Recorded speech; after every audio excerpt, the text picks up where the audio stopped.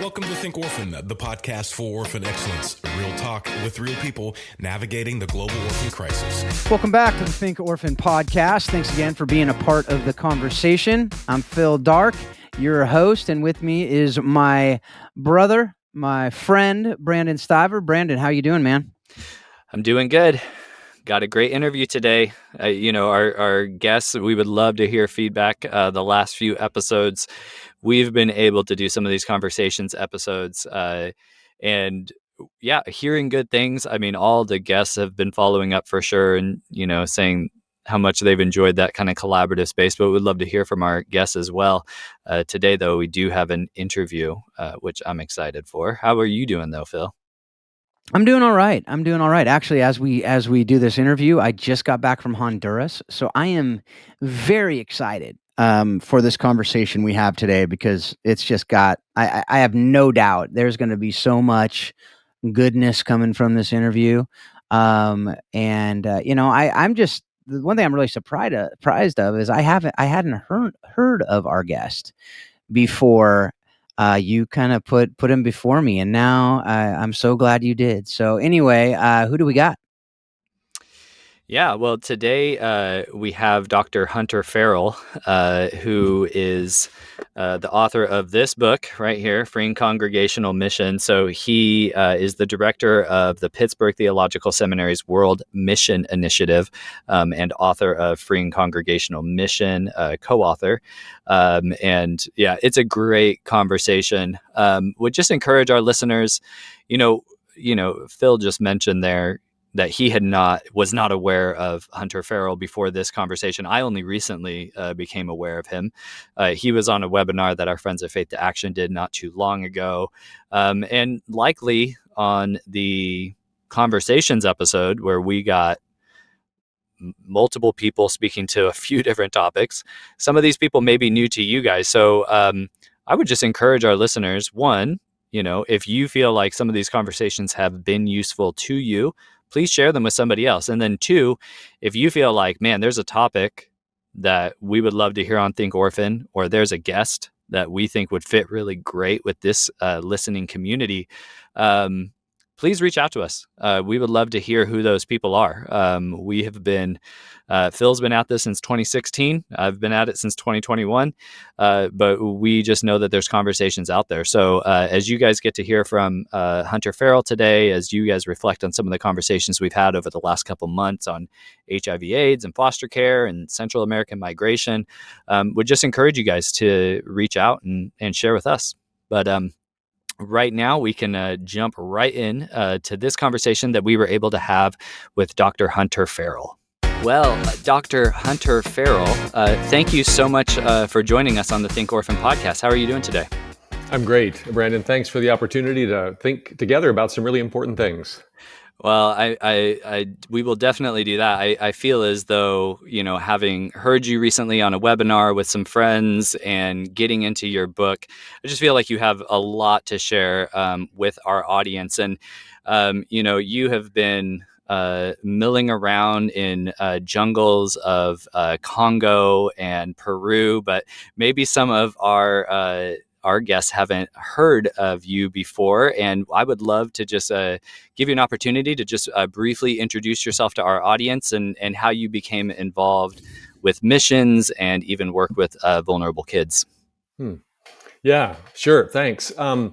I started out, born and raised in a pretty mission-minded church in Dallas, Texas, and it really focused, the point of it all was God's mission in the world. And so it was a great foundation and a great way to frame the rest of my life, really. When I was a young person, early 20s, had left the church in my teens, kind of rebellious years and looking for my own way, and came back to the church really through the witness of one elder in the church who kind of drew me aside and said, you've given up on the church in North America. I get it. I want you to try the church in Africa.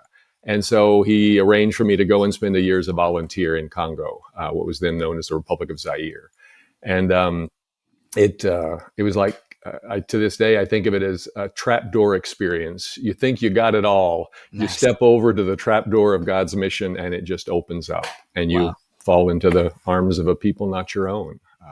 And that's what happened to me. And these Congolese young men and this youth group I was part of just sort of brought me back into deeper faith and an understanding of Scripture in a way that I had just not anticipated ever in my life. So that was really the start of it. And much of my work has focused. We were in Congo for 5 years and Peru for 10 years. And a lot of it is focused around vulnerable children, churches all around the global South, global North, everywhere. Folks are very concerned about widows, orphans, and the stranger, the foreigner in our midst. And so I think that was a real a cue for me to develop work in that area. In Congo, again, I thought I had so much to bring to the Congo, and what I found real quickly was the Congolese had a depth of spirituality and a focus on Jesus Christ in ways that I did not. And it caused me to deepen that relationship with Christ. It caused me to deepen my relationship with the people I was working with in some powerful ways. We were in Peru for 10 years and were part of an international effort to help lower the lead pollution in a city that had about 8,000 lead poisoned kids. Wow. There was a large multi-metal smelter that was polluting the environment. So the churches, it was the Presbyterian, Roman Catholic, and Methodist churches were deeply involved in that. And we participated in that work for about 8 years. So some significant work, often functioning in that focus on vulnerable children. Yeah, no, I really appreciate that, Hunter. And, I want to jump into the missions piece. Our audience is obviously aware that I was not too far from the Congo in northern Tanzania for several years. Mm-hmm. But I do feel, especially, given my co-host's propensity for, as he calls, the beautiful game, do I have to confirm something really quick? Are you like a diehard New England Revolution fan or something? Are you like a diehard soccer fan? Wow. So here it goes. I'm a Texan, but I'm New England till I die when it comes to MLS soccer. Okay. My son Interesting. plays for the New England Revolution. Oh, Okay. no way. Yeah. He's in fact, he is in 2013 was the first round or the number one draft pick in MLS, and Okay. has been playing. This is his 11th season for the New England Revolution.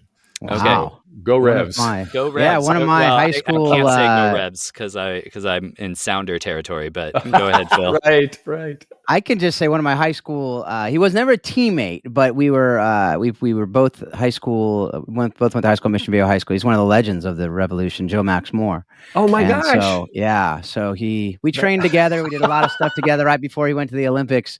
And that guy had probably in a small frame of about 5'10" had the hardest shot I've ever experienced in my life because I'm the goalkeeper. So, and not only that, Right. he was just insane. So yeah, fun. Wow. How cool. That's so amazing. Well, all Awesome. keepers are crazy, so now I know. I'm forewarned. 100%. It's so funny you say that. I just did another interview recently with another goalkeeper, and I always say to every keeper, every goalkeeper has to have a little bit of crazy in them, or else they're not going to be able to do it. So there you That's go. it. You're right. Yeah, There you go. The keepers are always the weird guys, to be honest. Pretty that much. was your position, Phil? Yeah, I was a right fullback. 100%. So I was. I played 3 years in high school and loved the sport, and especially working in East Africa, you basically have to play soccer. So, okay, just wanted to make sure we had that straight. I'm the right guy.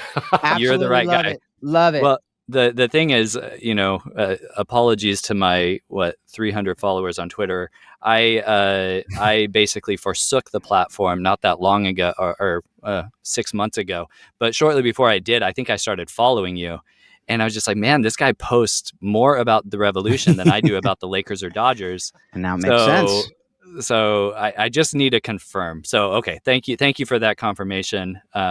Wow, very perceptive. I will have to say, being in the Seattle area, I do feel obliged to say go Sounders, but kudos to you and your son. Wow. All right, back to the mission at hand. I do kind of want to, as we talk about missions and, to our listeners that are on YouTube, this is Dr. Farrell's book. And Freeing Congregational Mission. I'm a few chapters in. I've enjoyed it so much. But I do kind of want to start with a definition. And I feel like you provide some good definition in the book. But how do you define missions? And then, kind of going off of that definition, what are maybe some ways that we've kind of gone sideways potentially in our outreach into the global South and whatnot? Yeah, thanks. Appreciate it, Brandon. Good question. I would define mission as learning to love neighbor across lines of difference in the way of Jesus Christ. I think Jesus sets us up in the Gospels consistently to bump up against those walls. I don't like the way they look. I don't like the way they talk, what they believe, how they smell, whatever it is, whatever that difference is. And seamlessly, Jesus just keeps crossing over those lines, just pushing us past the boundaries, pushing the envelope, and making us all crazy. Because I have every reason in the world, says the older son in the prodigal son parable. We have all the reasons in the world not to love this person. And Jesus keeps saying, love again, love again. So that, I think, is pretty profound, and it's a way of framing mission that helps us a lot. I've got lots of students, and have had lots of students over the years, North American students specifically, who really have a problem with the whole area of missions. They just don't feel good about it because they're aware of the colonial backgrounds, all the things that were done in the name of mission, et cetera. And I think as we frame it, we're following Jesus Christ, who consistently calls us to love our neighbor across lines of difference. So I think it provides some clarity for me, at least, to think about what we're doing. In terms of how have we fallen short of that? How have we kind of strayed from that? I think we've got some historical baggage that I look at in the book, chapter 2 in the book, and just try to unpack a little bit. It's like mission these days is a highly varnished table, and it's just glossy. It is so good looking. We just all love it. But we really need to strip away some of that gloss, that varnish, the layers of varnish that have been applied over the years, to go back and see, so how did Jesus understand this thing called mission? How did Jesus engage in this space? And for Jesus, it's all about relationship. We have that, is it doing or being? We can get in this, remarkable debate in our spaces, this binary debate. And it's so much bigger than that. Jesus is just like, hey, I'm all in. It's the relationship. Yeah. And his love extends as this spreading circle of love all the way around the world. So I'm really encouraged when we're able to turn students, particularly North American students, who seem to have more of a problem with missions. There's some reticence in them, and help them see. Let's just go back to take the varnish off and look at the table the way God created it. Yeah, I can't wait to get into this conversation even super deep. And I know that we're going to want to talk more and more and more afterwards, like usual in these interviews. We have so much more to talk about. But can we just dig in a little bit more? In your book, you share with us the 3 stones analogy. You use that throughout the book. But where does that come from? Well, first of all, what is it? But where does that come from? What does it symbolize? And what are those things as it pertains to congregational mission? Yeah. Thanks for that, Phil. So we're facing a challenge. My co-author Bala Kalep and I worked for about 4 years doing some research. We talked with 1,200 congregational mission leaders, people in local congregations. They're a deacon, they're a youth leader, they take folks on mission trips, they're a part of a mission committee, whatever. And we talked to them from evangelical congregations, from mainline Protestant, and from Roman Catholic congregations. And as we got to know them, got to see what some of their concerns were, they helped us to see 2 massive challenges that we're facing in the U.S. church today as we look at mission. One of those is what we call selfie mission. And it's really, as an impact, it's part of just the economics of the situation, the ways that the mission industries continue to shape mission. We participate in it, we buy it as an experience. This feels so great. Who would want to do without this? And in a competitive marketplace, we go for the sexiest project and whatever makes us feel the best and the biggest need, and where can I make the biggest impact? As if my impact were the most important thing in God's mission. I mean, suddenly we're, okay, creator, created. Let's remember the difference here. So that selfie mission is super alluring. It's just drawing us, I think, off stream, right? It just draws us away from the path that we need to be on. The other part that the mission leaders helped us to see was historically, mission does a flip. Early on, in the early church, missionaries in those days were the apostles who were sent from Jerusalem as refugees. They go into, early church tradition says they scatter. James goes to Spain and Thomas goes to India. I mean, they're all over the known world and beyond the known world. And they speak the local language with an accent. They don't know who's who and who the powerful people are in the town or village that they go to. And they must listen. They must be in a posture of serving. And they continue that mission in the way of Jesus Christ. And that flips later on in church history. And we see in particular in the colonial era, beginning in, say, 1400, where there's mission rather than mission from our knees. It becomes the mission strut. It's mission from a position of power. And mission can be used to control others, to make them more like us, to, quote, civilize them. All these really dangerous concepts to the mission of Jesus Christ. And that begins to pollute, to taint, even to contaminate the ways that we engage in mission. And so I think a lot of times when we look at the ways our congregation, I can't do this to your congregation, you need to look at your own congregation, right? The way that my church has engaged in mission, I see that there's a lot of selfie mission and a lot of colonial mission, that mission from a position of power, rather than if someone's in the gutter, sitting down beside them, joining them there, and then helping them up, taking a step with them, that mission of accompaniment. So long answer to your good question. The 3 stones we propose, kind of based on that image, I think it's fairly iconic around the world, but in the global South in particular, when you think of dinner, you think of a 3-stone hearth, right? 3 solid, well-chosen, well-placed stones. And that's what you're going to cook dinner on. That becomes the place of hospitality. It draws in stranger and known family as well. All of us gather in that place, and we're called together to share. We break bread, and we become companions together. Companion coming from the Latin, with bread, the ones who break bread together.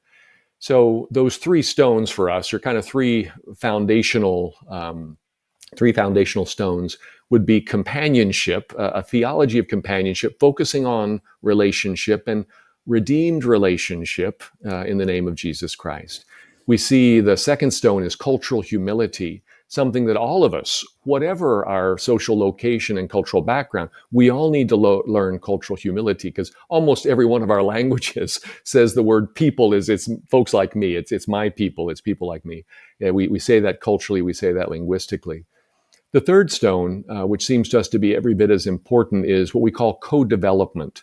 And we were struggling because there's not really a word in the English language that could work for us. But it's a sense I've known for so many years. Ruth and I have been married for decades. And as I look at my efforts to change her, I think when I got married to her in my 20s, there was a subplot in there. And I thought, I can make her a better person. She really needs me to help her become a better person. How does this work for you guys? I mean, we all know. It does not work. Maybe it works in the reverse, I would say. Yeah. Bingo. Though I would say I have done a good job of resisting being changed. It's when we create a space where both of us can be who we are by the power of Jesus Christ and be invited into become all that we're intended to be. That to me is a powerful space. And that's where we see people's lives change. That's transformation. And I've seen it in myself. I've seen it in people I love. I've seen it in folks who struggle with addiction. I've seen different kinds of addictions. And no one can convince me that doesn't happen, because I've seen it happen time and again. So that co-development is where we enter into a mutual space where it's, I need to become the fullness of what God intends in me in Christ.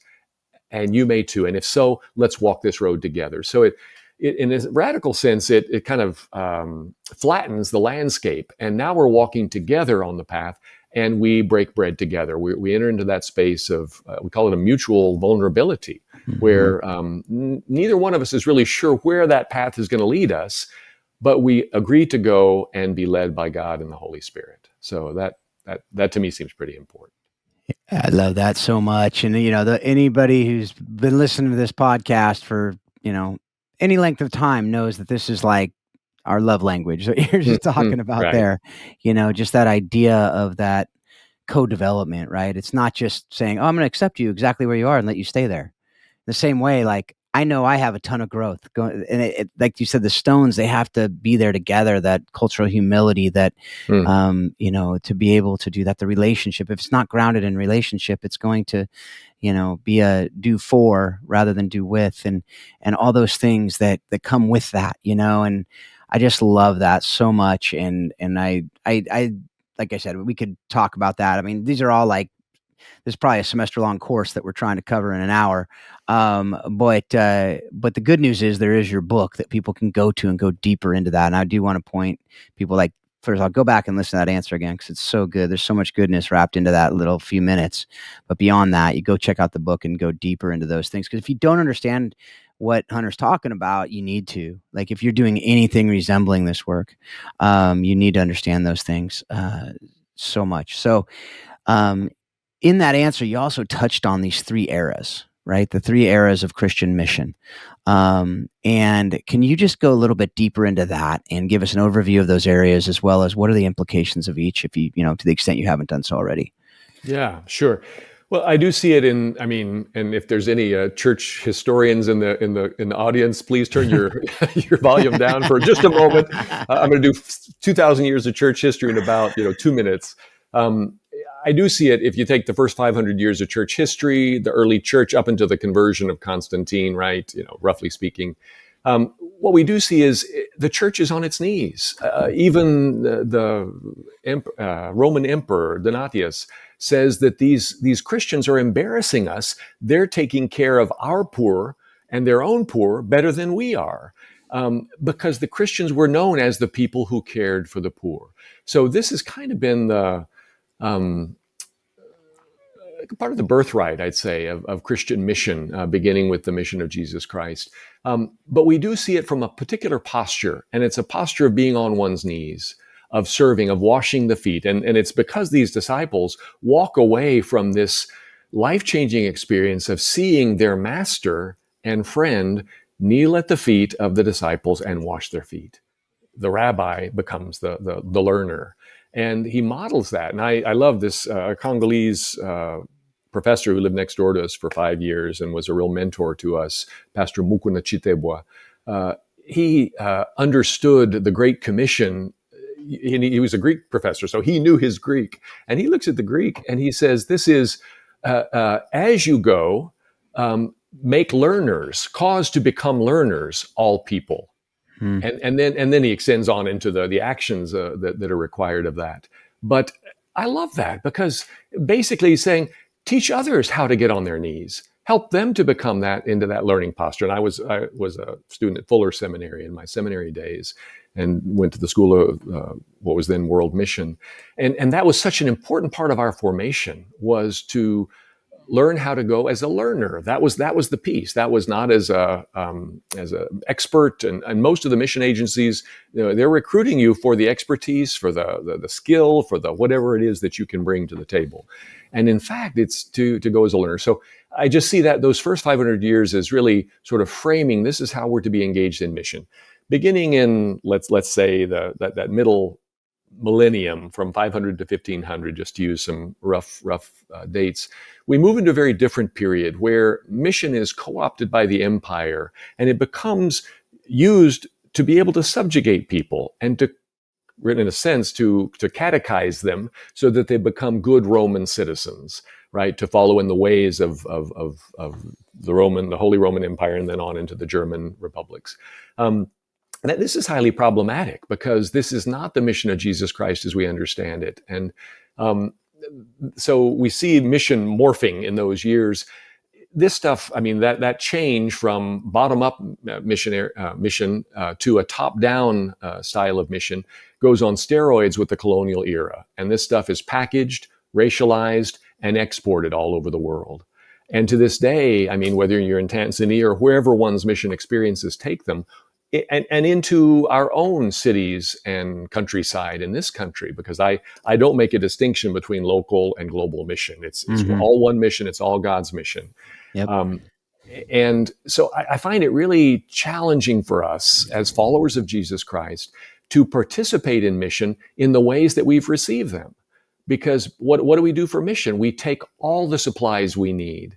We go in a mode of giving. The thought of us receiving from them, maybe they'll teach us some things about being happy in a state of poverty. But surely they're not going to, we wouldn't ask them to pay for any of this. No, we'll freight the bill because, we're the ones with stuff. We've got resources on our sides and they don't. And that, I find that is so problematic. Not only was the flow of mission interrupted, right? It's not mission from the ground up, from service to the community, but rather top down. And then there's a sense of control. There's a sense of, you need to become more like me. And folks around the world, many folks, not all folks, but many folks have bought that line. It creates some really problematic relationships as we look to engage together in the mission of Jesus Christ, the expectations. And I've never been in any of the places where you've been, Brandon. I've been to Tanzania, but I can imagine when you walk in a Tanzanian church, evangelical, mainline Protestant Catholic, you will be given the best seat. You will be rushed to the front. You will be would you like to speak? Why don't you preach? What would you like to preach on? I mean, it's just, and that's beyond hospitality, because that's not done to every visitor who walks in the room, right? We know that. But mission has been racialized in ways that, in a sense, betray the essence of what the mission of Jesus Christ is. So our plea in this, as Bala and I thought about this and tried to articulate it in a way that made sense to congregations, is we're not criticizing anybody. We're not throwing the book at anybody. It's easy to move into a space of judgment in this and say, oh, this is a bad way to do mission. It's simply not helpful. It simply doesn't reflect the light and the wonder of what it means to follow in the way of Jesus. And that's precisely what we want to be about in mission. So most of the book, after that, the tough second chapter, Brandon will have hit it probably like a wall, like all of us do. It's a tough history to get our heads around. But the opportunity now to admit it, to name it, to acknowledge it, and say, now God, now free us, take us forward. Where will you have us go? That opens up a space for some really powerful relationships and some powerful interaction and some really powerful mission work. So that's our hope with this book. Hey guys, I wanted to pop in really quick to personally invite you to join me, Phil, and scores of other orphan care leaders at CAFO 2023. The summit is September 20th through 22nd in Oklahoma City and is hosted by the Christian Alliance for Orphans, an alliance of more than 250 respected organizations and a global network of churches committing to helping every child experience God's unfailing love in a thriving family. CAFO 2023 is an unforgettable gathering of more than 2,000 Christian leaders, parents, and practitioners coming together from over 50 countries to worship and learn from best-in-class speakers and leaders. Speakers include author Katie Davis Majors and Bible expositor Dr. Mamusha Fenta, as well as past Think Orphan guests like psychiatrist Kurt Thompson and CAFO president Jed Medifin. There will also be music and worship with special guests Shane and Shane and worship leaders of Wadi Moro.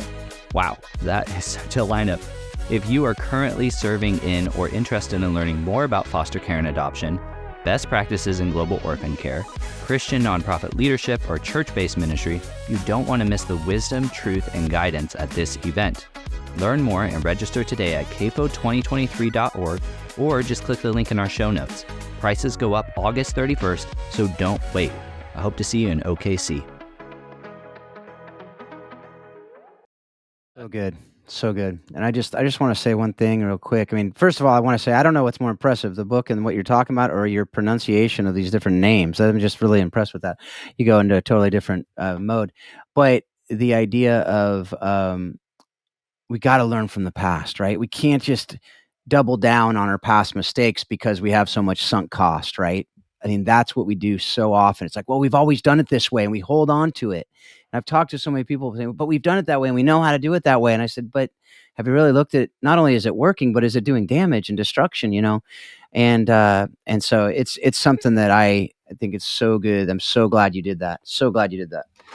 Yeah, and I would just also, you were mentioning your interaction with this Congolese professor and ways that he was feeding into you guys mentoring, what he mentioned, interestingly, I don't know what language was that he was So coming. he was looking at the Greek because he was Right. a He Greek was looking at professor, the but Greek. we spoke French together. You Yeah. spoke French. Okay. Yeah. So interestingly, not too far, Bantu language, Swahili, which is what I would use when we were missionaries. The word for disciple and the word for student are the same thing. And you use the word learner. It's the same. Mwanafunzi is the word in Swahili. Yeah. And to me, if we, even in English, when we use the word disciple, right? Because when we're talking about missions, we should be talking about learning, discipleship, these types of things. Disciple doesn't really have a broader application in the US as compared with student, right? So student, you use that in all sorts of different contexts. It connotates that you're talking about a learner, whereas disciple is this very kind of specific thing. So in some ways, I actually appreciated almost having those terms conflated, in a way in Swahili, because it kind of made it more applicable. Like, I'm a student of Jesus. I'm a learner of Jesus. And when we talk about missions, we're talking about learning from one another, learning together, learning scripture, learning from the Spirit. That's what we should be doing. So even going off of what your mentor was saying, he says, go and make learners, go and make disciples, go and make students. So to me, that just, it makes a lot of sense. And it's also consistent with my own missionary experience, where I feel so indebted to so many Tanzanian pastors where I'm like, I'm a missionary. Like, this makes me like, you're amazing. These men and women that are just like, absolutely. It was the biggest delight of just being able to, live cross-culturally and do my small piece in what God was doing in that community. So, anyways, I can't talk about it too much. I'm going to tear up, but, along those same lines, as I've gotten into your book, there was this one quote that kind of stood out to me. It's a little bit longer, but it kind of builds off of, what you were saying. You have the early church, the imperial era, and then the modern era that kind of has that colonial feel. But in the book you write, paralleling the growth of the church in the Acts of the Apostles, the planting of the church in diverse cultural contexts around the world forced colonial missionaries and national believers to rethink Christian faith in new contexts and express it through new languages, as they discovered that faithful responses to issues of both personal and public would necessarily be different in Rome and Accra, in Canterbury and Mumbai, or in Edinburgh and Kinshasa. Wherever Christians reflected on scripture through a different cultural lens. Oh my gosh, I love this so much. I can't even tell you, Hunter. All right, so it continues. Each time believers from different cultural backgrounds brought their perspectives on scripture into the growing circle of the Christian church, new rich sources of insight were added to the church's understanding of Christian faith. Just this morning, I was getting coffee with a pastor from our church, and we were talking about missions, knowing that I was going to be talking with you today. I tried to squeeze in a few more pages before our interview, so I even had your book there on the table at the coffee shop. But this idea of learning together, and I know we'll talk about short-term missions here in a moment, but just the incredible value of cross-cultural exchange in terms of just building a more robust understanding of what it means to be a follower of Jesus. So, and I feel like that's really, those applications and interacting with those different people, as this quote from your book, showed, is just so incredibly valuable. So, through that cultural exchange and interaction with scripture, there is that opportunity for a more robust faith understanding. Can you just kind of elaborate, on this theme, and on this quote, and really just kind of speak to the opportunity in front of people that are engaged in cross-cultural mission work?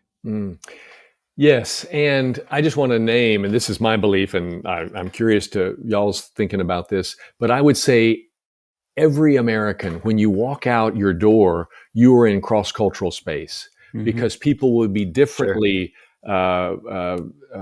educated, housed or unhoused, whatever economic class, differently gendered, differently, racial, ethnic, all the different pieces.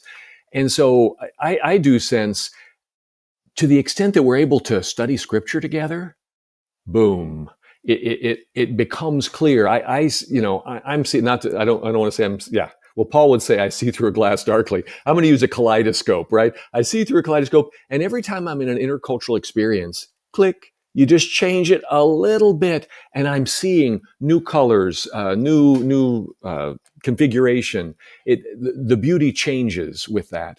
And I love what y'all may be familiar with the Lutheran Bible teacher, John Mark Allen Powell, sorry. He does a beautiful thing where he looks at the parable of the prodigal son in Luke 15. And so he interviews, he has groups in 3 different national contexts read the text twice. He does it among Americans, Tanzanians, and Russians. And he says then, well, only one question I'll ask you. He says, tell me why the young man went hungry. So the Americans say immediately, well, he squandered his wealth, which is true. Verse 13 says he squandered his wealth. Well, the Russians, like 90% of the Russians say because of the famine, because there was a famine in the land. And you know what? Most Americans didn't even hear the fact that there was a famine. And when they recount the story, they don't tell about the famine because that's not a part of our collective history. That doesn't hit any buttons for me. So I miss that part. But that's what it says in verse 14. Verse 15, you go to, and it's because no one gave him anything to eat. 90% of the Tanzanians say, because no one gave him anything to eat. Interesting. That's why he went. Because in the places where you were in Tanzania, the places where I was in Congo, a hungry person is a testimony to the heartlessness of the community. Wow. It's a whole different understanding. It's we are responsible for the well-being of every one of us, as opposed to I did what I did and I'm eating. What's your problem, bud? Right. I mean, it's a whole different take on the causes of poverty. And I love this. If we could sit down together, even via Zoom, if it's a short-term mission trip, great. If it's just Zoomed Bible study together, if we could sit down and look at Scripture together, this would change the life of our churches in one of the most powerful ways. No, I love that so much. And even as you were describing that, I haven't heard that example that you just shared between, Americans, Russians, and Tanzanians. But as soon as you zeroed in on what, my Tanzanian friends may have picked up on, it's just like, oh yeah, that's like a violation of Ubuntu, basically, like to not share, in that way. And I just love that, and as we're talking through this kind of missional framework, and I just, again, really encourage our listeners to check out the book by Dr. Farrell and Bala, how do I pronounce his last name? Bala Kelep, who has a really important contributions in terms of just kind of actually resourcing and tooling up for the people that read the book. So definitely, encourage our listeners to check this book out, Freeing Congregational Mission. And a lot of the book it's not just this, kind of like higher, lofty, whatever, like theological framework that's in there.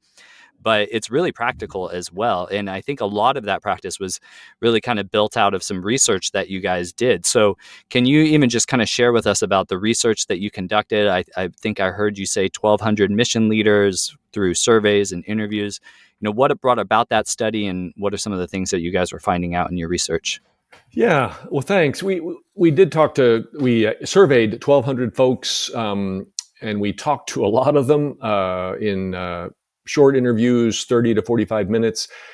What we came away with was a sense so many mission leaders in evangelical, Roman Catholic, and mainline Protestant churches are struggling with the same issues. I remember my grandmother part of her wisdom tradition was follow the money. Just follow the money. You want to understand something? Follow the money. And it was whenever I read the newspaper, I kind of hear that voice. I think, who's this helping? This practice? Where's this going? Et cetera. And I think that's important. What fascinated us is that though we tend to have, if you talk to mission experts, we'll say, oh no, Roman Catholics do mission very differently from the way that Protestants do and evangelicals, et cetera, et cetera. In fact, the money flows in very similar ways. What we support financially, where we give our time, and where we send our people. Virtually undistinguishable between those three communions, Roman Catholic, Evangelical, Mainline Protestant. That blew our minds. We were not expecting that because we thought they'd be doctrinally shaped, right? We lean a little more towards evangelism here. Well, there's some justice folks over there. Well, here's some folks who are looking for propagating the church, with a capital C. We sort of had it divided. That was my assumption going in. That was not the case. What we found is that these mission activities, the mission energy, has been shaped by the mission industries. And so now we're all purchasing products on the marketplace that help us to feel better about ourselves, to understand ourselves in a complex world. We look at poverty in the newspaper and online and on TV, and we don't know what to do about it. We see violence, we don't know what to do about it. But so we say, I'll change the life of just one kid. And so just check my refrigerator and you'll see the kid of the orphanage I'm sponsoring, or a sponsored child through one of the child sponsorship programs. It's a fascinating occurrence. That's what we've done. But the research helped us to see that folks do that, and also they struggle with it because they look at the ways that their congregational members are engaging in mission, and they say, how are we making a difference in the world? How is this being faithful to the mission that Jesus gave to us? And so there was a lot of sense of isolation, some loneliness, a sense of I'm not being resourced. I don't know who would I talk to get at these bigger issues that no one's talking about.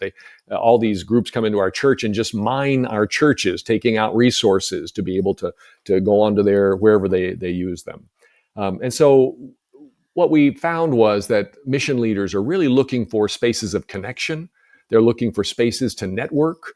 They're looking for horizontal learning. That is, they don't want a professor to come and talk down to them. They want to hear what works for you, what's working for your church, what do you avoid and why?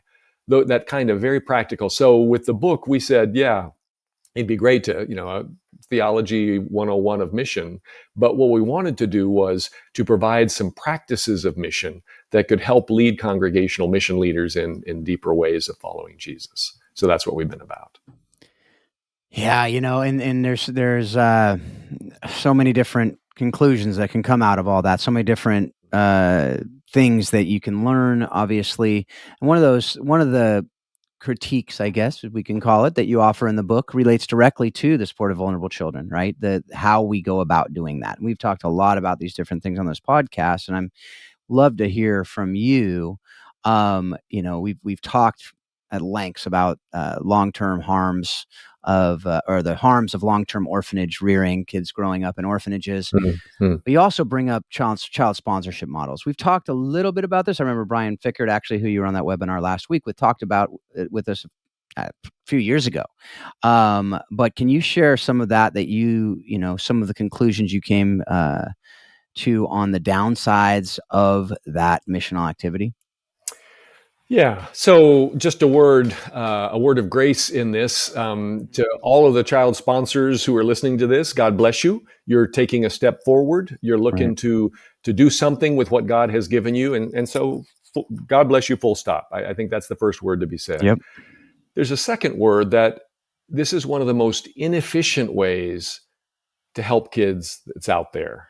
These are extremely costly and inefficient mission strategies that I would call them a concierge mission strategy. They spend a lot of money and time to service folks like us, the sponsors, to get the tennis shoes out to the child that we want to be delivered for Christmas, to get the letters, to translate the letters. There's a whole infrastructure that happens nationally. The percentage of money that stays in this country and doesn't get out to the country and to the child. In fact, there's a national infrastructure also out there, but doesn't get past that to gets to the child, is paltry compared to what most of us anticipate would be going out to the child. And I think a real helpful question for every single person who's sponsoring a child out there is to ask the sponsor agency, say, what percentage gets out there? Tell me how you calculate that. I'd like to follow the money. I think that's a simple question that our stewardship requires of us. And I would encourage folks to do that. And we have some other questions at the end of that chapter on caring for vulnerable children. There's another piece of it, though. I think, Phil, that concerns me more is what we would call the collateral damage, the unintended consequences. When a younger sibling is not sponsored, but older brother is, what does that child ask themselves? Why didn't they get tennis shoes? Why doesn't the sponsor love them too? Why don't they get the attention in school, the extra homework help at the daycare center in the afternoons that they go to, that the older brother goes to? Children across the community, across the street, down the way. All these kids are asking themselves the question, why is he sponsored and I'm not? What's that about? And some of the sponsor agencies have moved to a more what we call indirect form of care, where they're helping a whole village, right? They're doing inoculation campaigns, water purification campaigns, et cetera, to help every kid in the village. And I think those are not only more effective, but I think they're a bit more honest, because one of the dangers of child sponsorship is that it creates an illusion of redemption, as if I were the answer to this child's problems. And I think that sets us up for some real problems. I think I need to be a part of what God is doing to respond in God's love to this child. But I think we need to be real careful before we set up this illusory relationship that posits me as the total benefactor and this child in a space of total need. I think that sets us up for some distortions of human relationships as they are in this world. Yeah, no, absolutely. And I've talked to a lot of people, and I think you mentioned this, if I'm not mistaken, on that webinar too. I'd say another aspect, and to your point, I think everything has its shadow, right? So are there good things out of sponsorship models? Yes. Yeah. But is it the best way to do things? I would argue no. But I think it's ways that have been successful to raise money and get people involved and get people to think of things outside themselves. So like from that standpoint, great.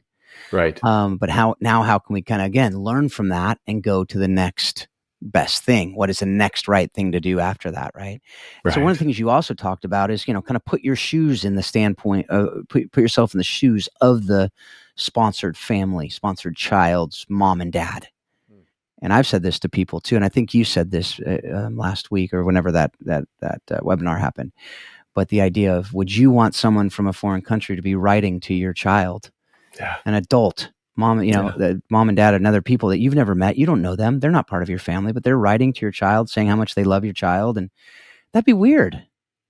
Right? It's weird. This Father Bear is going wild inside of me. Yeah. I'm going crazy. Yes. Yeah. So, I mean, I don't know if you have anything to add to that, but that was another thing that I thought, just to put out there for people to be thinking through. No, that's beautiful. And I just recall the day when a Peruvian mother, I was doing some research on a child sponsorship program north of Lima, Peru. And all these mothers were very grateful for the help they got, and homework help and good nutritious meals and tennis shoes for the kids and all that. So it was all good. And then there was a pause, and I asked this one woman, I said, are there any negatives that come from the program? And I didn't really know what to expect, because no one had ever mentioned anything negative, right? And I'd talked to several programs at that point. And she paused and she kind of sized me up. And I think she was looking, is this gringo? Is he tough enough to handle the truth? And I guess she thought I was. And she said, would you want your 7-year-old getting letters from a foreign adult? Mm-hmm. And it just, I think and I couldn't sleep that night because I had a 9-year-old daughter. My daughter, now 31, was 9 at the time. And I said to myself, what gives us, what chutzpah, what hubris do we have that makes us, because I've got $30 in my pocket at the end of the month that I can send to a sponsored child, does that give me the right to parent this child? Who the heck do I think I am? Mm-hmm. And so I give thanks to God for that woman and her chutzpah, who had the courage to, she didn't know what was going to happen. She didn't know who I was in the whole scheme of things. And was I going to go tell a sponsor on her or whatever? But she had the courage to say, this is weird. This should not be.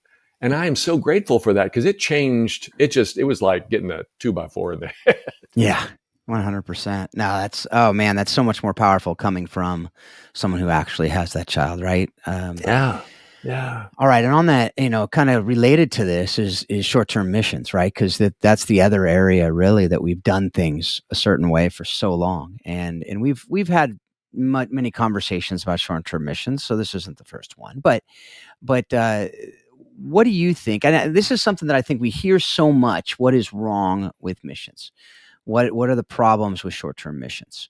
And they're negative or counterproductive. Even Brian's book, which we love, When Helping Hurts, some people misunderstood that as like just throw the baby out with the bathwater, get rid of short-term missions because Right. they're bad. And that's not what Brian was saying. We know that, which is why they now have the entire body of work on helping without hurting in short-term missions, which is fantastic.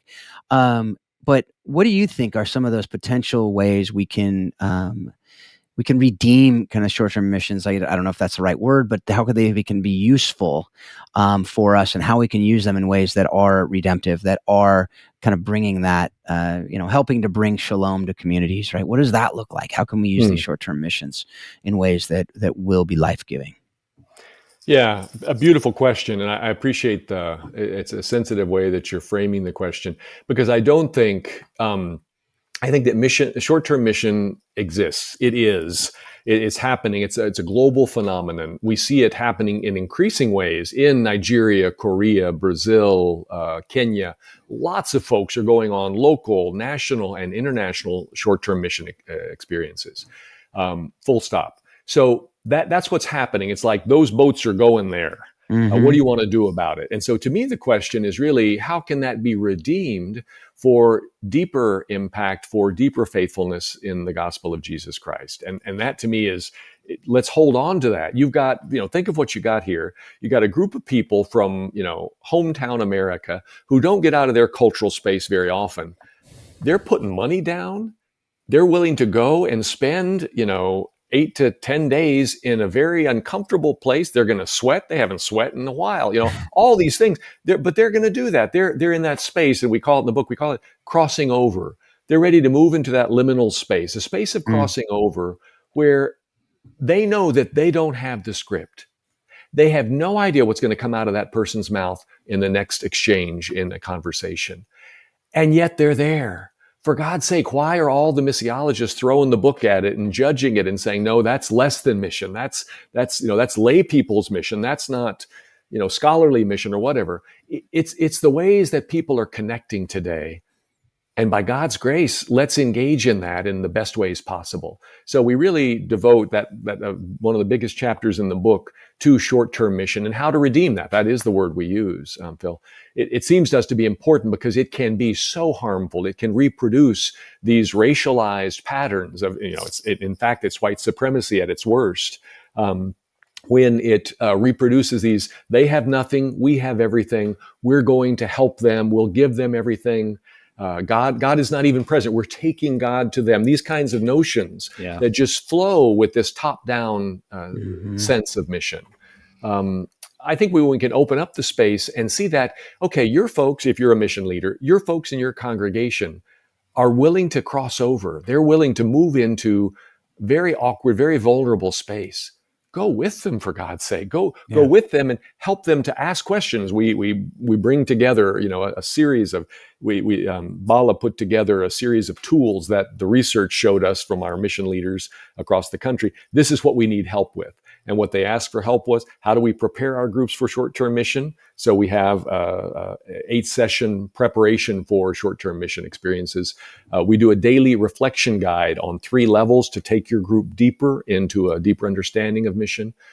We think these are essential because you can really use this as a way to transform your congregation that even comes back at us. I would say in the U.S. context, when people, and a lot of the missional theologians or people who are thinking about mission in the context of Main Street USA, we're realizing that we need to get our people out of the mission committee room, the safe, guarded space where everybody knows their seat, and we have this budget. Maybe it's a little smaller every year, maybe it's not, but we send our little allocations out from a position of safety and security. Rather than do that, let's take a walk in the neighborhood. Yep. Let's get out of the holy walls of the church and just take a walk and just encounter our neighbor. Let's just ask a couple of questions to a neighbor and see what questions they ask us. These kinds of experiences, and we provide some tools for these in the last chapter of the book, just to help folks go a little deeper in their own community. And it gives them, I think, some courage to reimagine the ways that we're engaged in short-term mission in ways that our congregations really need. Yeah, I love that. And it's something that goes back to something you said earlier in the conversation as well. Just, you don't make a distinction between global and local missions. And I love that. And I think in this Yeah, instance, that's how yeah, I talk to people. They say, well, what should we do? And I said, well, how do you make a friendship in your neighborhood? What does that look like? Do you go and say, right, hey, what can I do for you? And I see that you have need to have your house painted. Can I paint your house? Of course you don't do that. right, But right. yet we do that in other. Why do we make these distinctions? And so, yeah, I absolutely love that.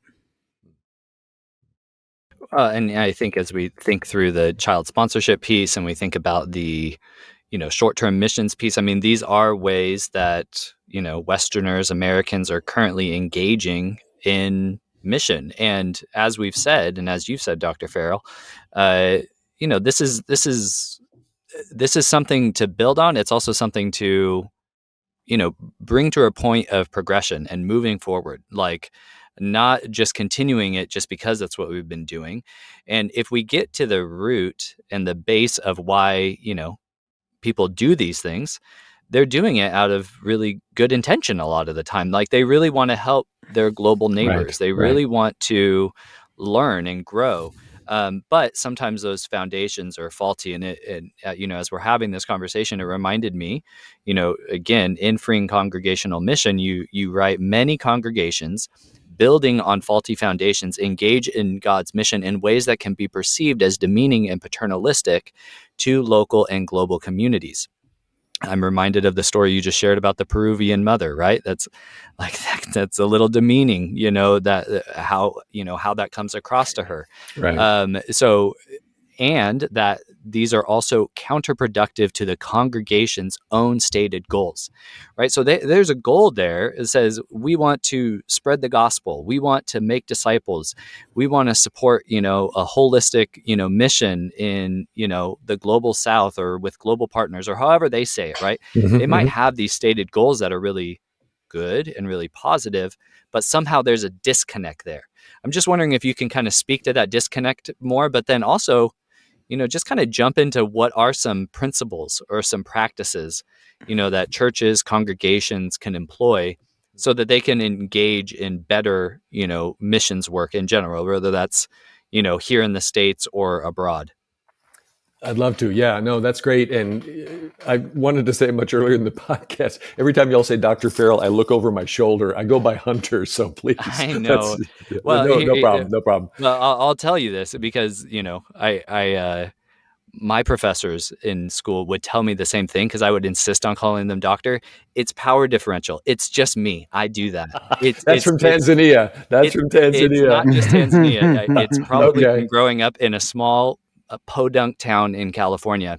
Okay. That's just what I do. But Well, Hunter, let's jump on that because so when we think about the cultural cocktail that most of us represent as we engage in mission, wherever you go around the world, from across the street, across the tracks, or somewhere else in the world, North Americans, we tend to, and particularly Anglo-Americans, white Americans, Euro-Americans, particularly us, we tend to be much more direct communicators than most of the global South. We tend to be, we operate on, we're talking about this power distance that you're referring to, Brandon. We tend to be low power distance. We kind of, let's talk, call me by my first name.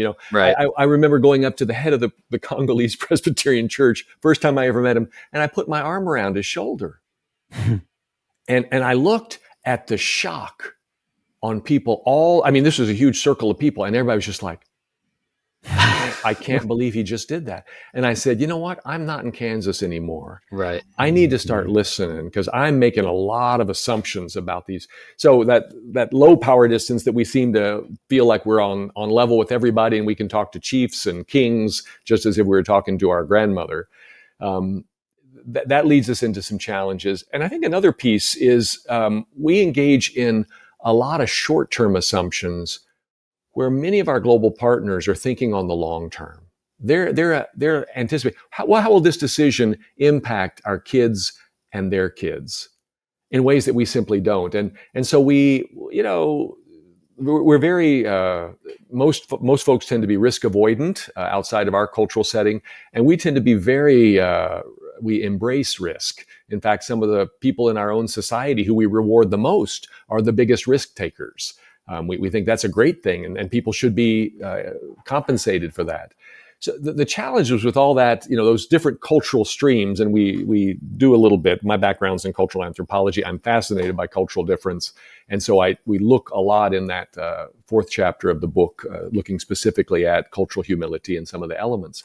But when we go abroad, Americans abroad, we're really aware, I think helpfully self-aware as North Americans, because we say, we got to be careful. We don't want to be the ugly American. So there's already that concern. We don't want to be that guy, that girl. We don't want to be that person. But at the same time, we can't help it. We just move into that space, and we're a perfect storm of cultural hubris that's fed by some of these historical patterns, the colonial ideals, etc. And it makes us assume that we're here to civilize, to bless, and to change the other.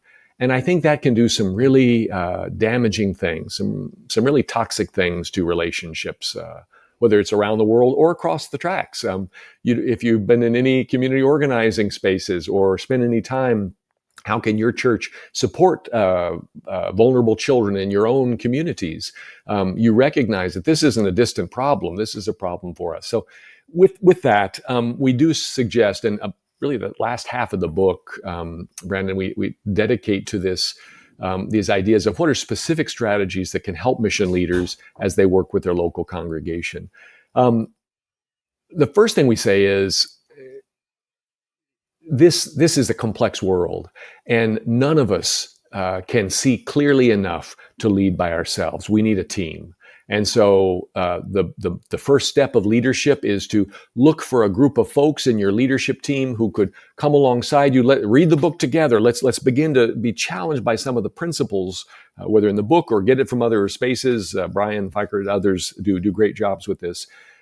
But we need to begin to engage with each other, to look at scripture together, to pray together, and to begin to step into those liminal spaces. Let's go outside. Let's take a walk together. Let's get out of the church. Let's not meet in our safe coffee house. Let's get out and take a walk. Let's cross the tracks, and let's keep walking and see what God brings into our path. I think those baby steps, if you will, and they'll feel like big steps at the start if you haven't done it, but those baby steps at the start can really help us to get into a new direction. We talk about creating those liminal spaces for others, and we think that's really key, to give opportunities for others. Once you've established that leadership, a couple of 3 people that you're praying with regularly as you try to help your congregation engage more deeply in the mission of Jesus Christ, you're going to need to create those liminal spaces for your congregation. And that may be, let's before we have our annual allocation meeting, where usually we're doing this arm wrestling game of, are you going to support my charity or your charity, or how's this going to all work? Rather than do that, let's serve on a Saturday morning at a homeless shelter in our community. And then that afternoon, we're going to sit together and reflect on that experience. And rather than serving folks, just handing trays over the counter, let's sit together at table with them and just ask them what's going on and get a sense of what their lives are like as they're willing to share. And it's up to them if they choose to.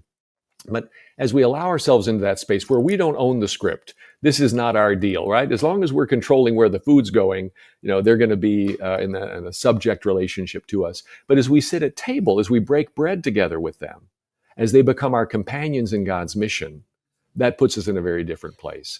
So we see that as a space of missional formation, where you can train leaders in your congregation to begin to break out of those paths that have been so typical for many of our congregations. And a final one I just toss out, and it's really inspired by that Peruvian mom who just blew me out of the water with her gutsy question to me as I was researching sponsored children. I think it is the power of a question, and just to recognize that Jesus asks so many more questions in the gospel narrative than he gives answers. And even when he's asked a question point blank, he often responds with a question rather than an answer. And I think, could we just slow this down? What if we ask a question rather than give a response? I encourage folks, we do a lot of work in cultural proficiency and cultural humility at Pittsburgh Seminary. And we talk about, what if we just opened with an open-ended question. Oftentimes, when I'm not sure what you're saying, Phil, I'll say, you mean this or that? Is it A or B? Is it black or white? When in fact, you meant something, no, this is purple. It's something completely different, right? But I may have shut you down already. What if I ask an open-ended question? When you're allowed, I give, in a sense, I give you the paintbrush, and you're allowed to paint the painting with your own colors. That can be a massive difference maker. So we share kind of a skill to develop as how to develop a question that can help change the ways that your local congregation thinks about its mission. And that can be from that golden rule question of, how would this feel if someone did this to our kids?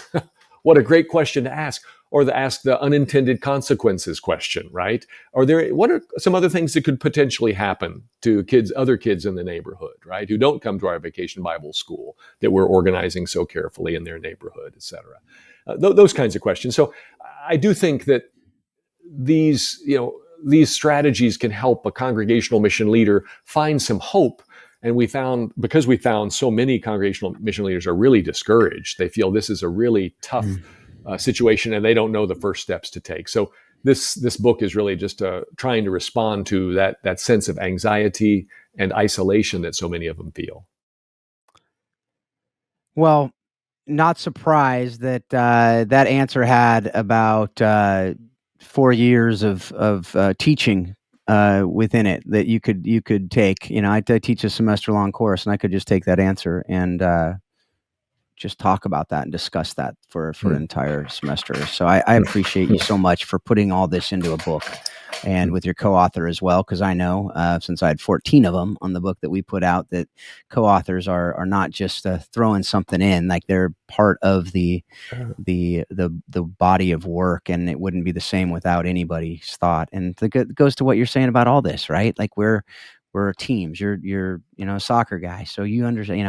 As I do, the power of team, and you can't just take one player and make a team with them. And if you had the same 11, like Lionel Messi coming to the MLS, your son gets to play against Lionel Messi. That's pretty cool. But if you had 11 Messis on a field, it wouldn't be a great team, right? And that people forget that. And so, that's right. Anyway, so all that to say, thank you.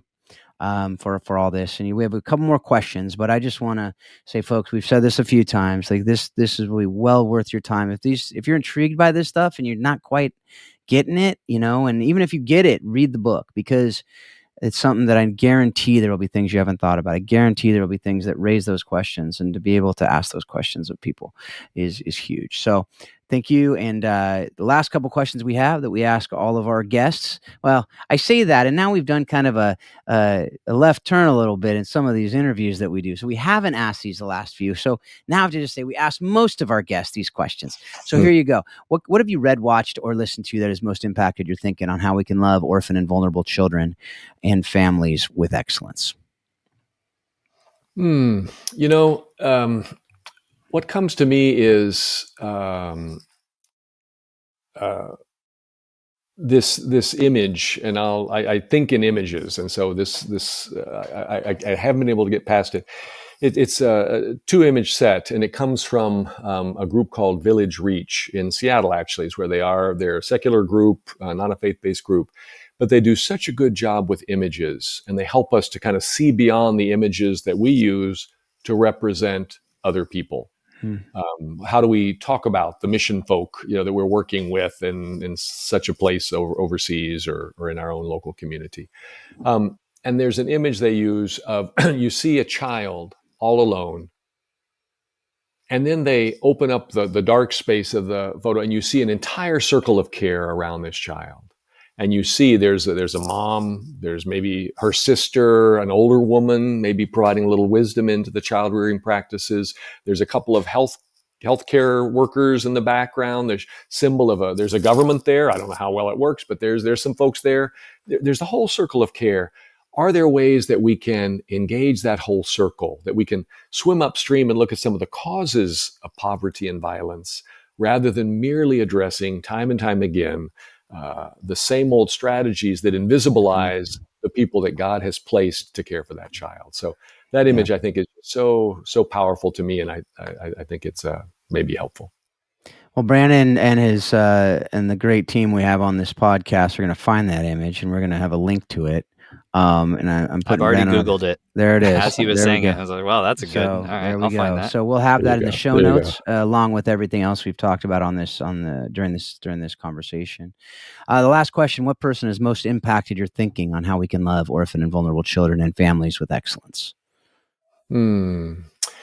Wow. So there's a Roman Catholic Peruvian lay worker. She's a parish leader in the town of La Oroya, Peru. Her name is Yolanda Zurita.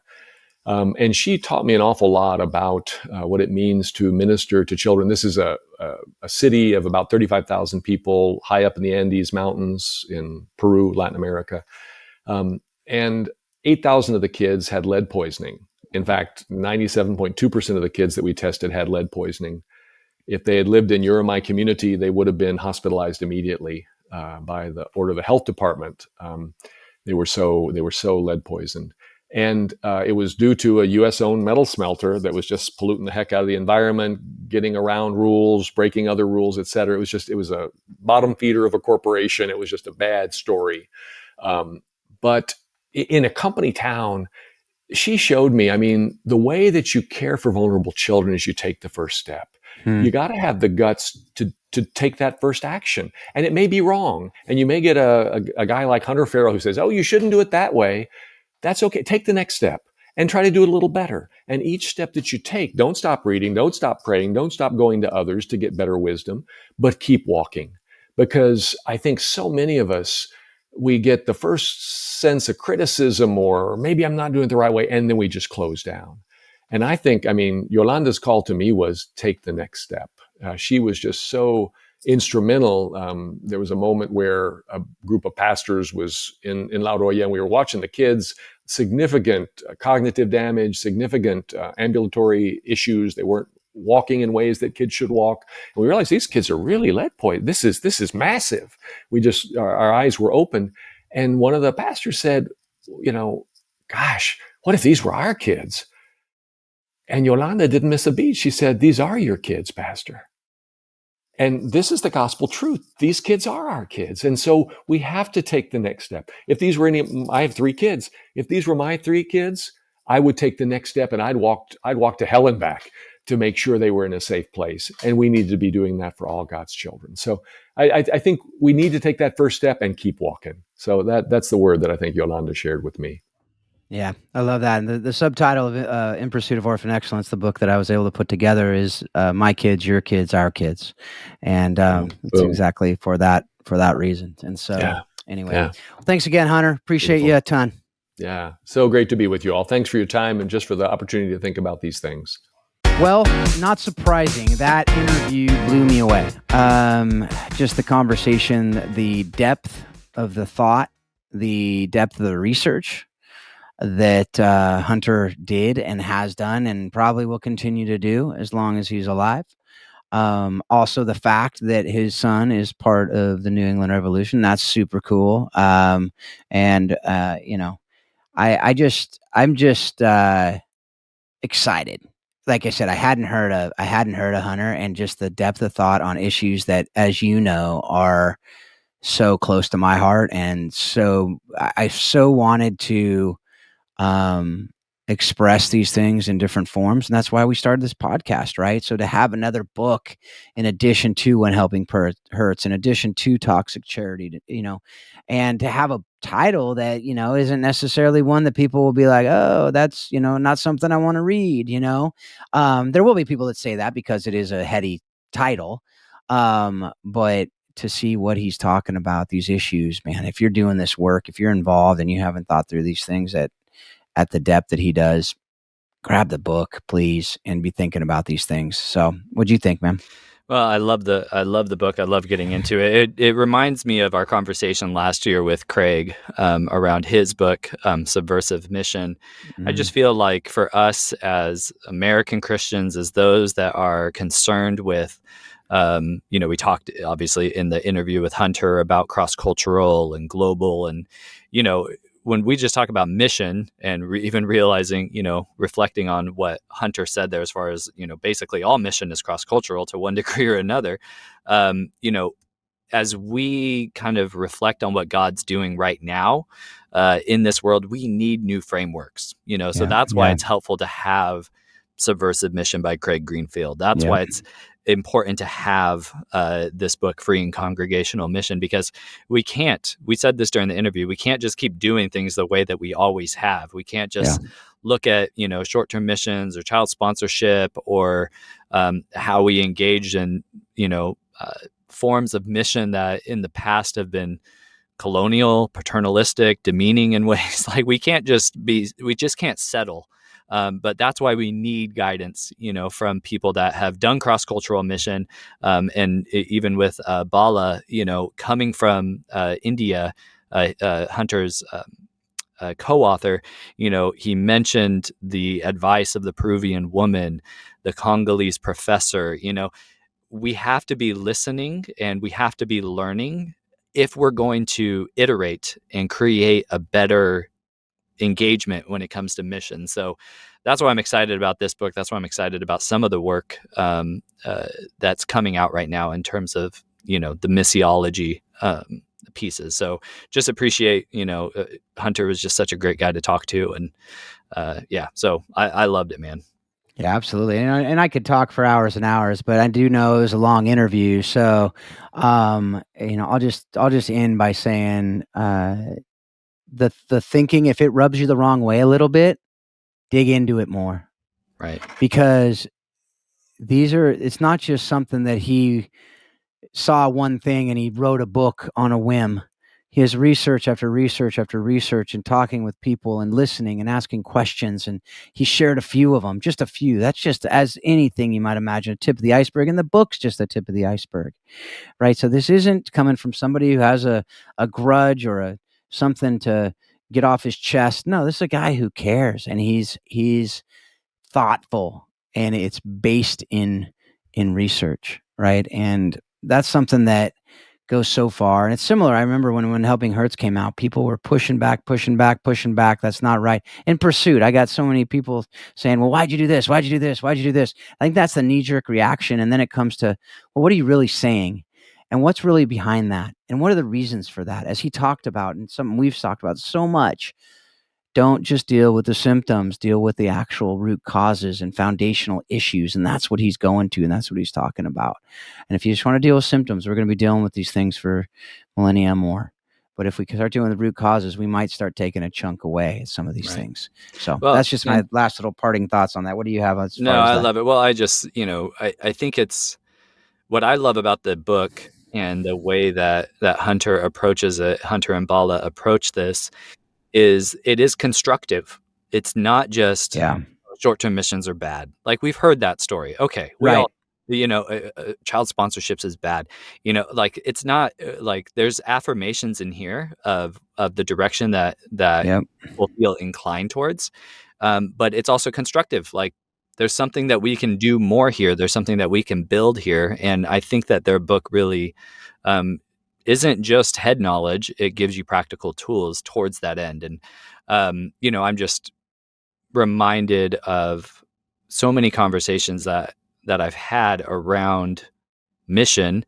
And I just feel like, man, this is a book that people should pick up if they want to know more. So anyways, fantastic book. Great conversation. Phil, I'm going to throw it to you, man. It's been a few weeks. We've had our conversations episode where we don't do some of our standard formatting.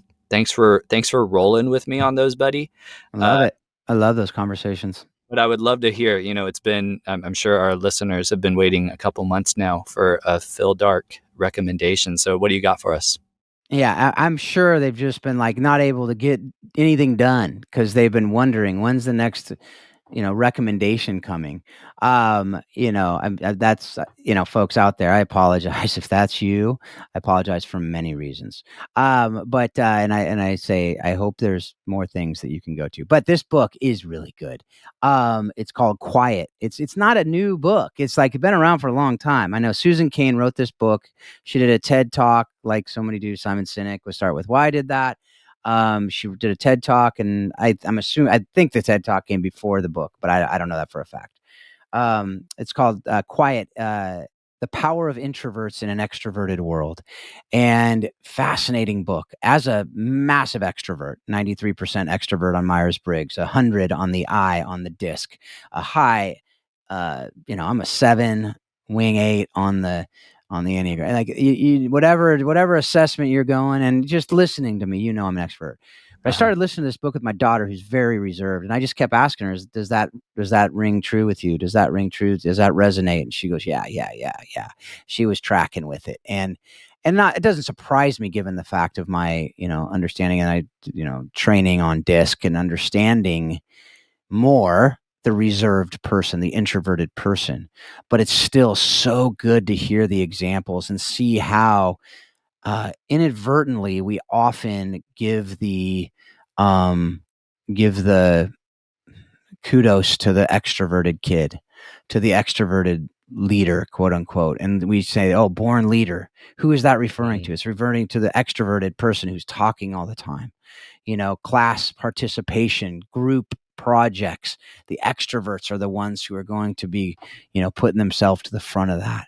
Right. And that's something that, she writes the book not to give excuse to an introvert, but to say there's tremendous power in the introverts, but the world doesn't always encourage the behavior, encourage the power of the introvert to be able to do great things. And anybody who has a kid, anybody who is an introvert understands there's so much potential inside, but oftentimes you just don't express it because, it's not that important. What I have to say isn't that important. The fact is, I'm not going to say most of the time, but a lot of the time, what the introvert says that never says would have been the right answer for a group to pursue. But they're intimidated by the group, and the other guys are so confident in what they say that they don't even think about it. But it was interesting too, just talking about some of the universities out there that are just extroverted people. And so, Harvard's one of them. And they said, good luck finding an introvert here, because even the ones who are reserved and introverted, they pretend that they're not, because they know that's what they feel they need to do to be better. So anyway, check out the book. Well worth your time. And I think it's very appropriate to recommend that book today, because we talked about cross-cultural ministry, cross-cultural work, and really working with people who are different from you and how they're wired. It's cross-cultural. It's the culture of, the way you're wired, really. And if you're not aware of that, it's, again, asking questions, learning. If that's how I really start understanding my kids. Like, does that really not work when I do that? Does that really work when I do that? Because that doesn't work with me, and it works with you. It's weird. Anyway, that's something that is really important. Really important. Well, so, in that regard, this would be a collaboration.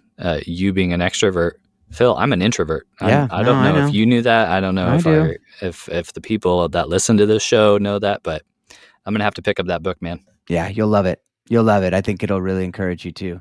And I think a lot of times it's just knowing I'm not alone in the way I think. It helps people. And I think nowadays I think there's different mediums out there that you can express viewpoints, even if you're that reserved, introverted person, but still oftentimes don't, because my wife's very reserved and she's got brilliant ideas. And oftentimes, no, it's not that important for me to share that. No, I don't want to speak at the thing. I know they invite, and she will every so often, but it's like, no, there's other people who can do that. They're better than me. And it's like, oh my gosh, even talking to my son, he's a great soccer player. And he's just like, yeah, I'm really not that important to the team. It's like, yes, you are. You got to realize, but it's just, I think there is anyway, there's so much to it. Check it out. And folks, with that book, but more importantly, what Hunter was talking about, his book, so much goodness, so much to learn from. I pray that take what you're learning from it. Take what you learned from this show. Take what you learned from this conversation we just had with Hunter. Use it, apply it, chew on it, struggle with it, engage it.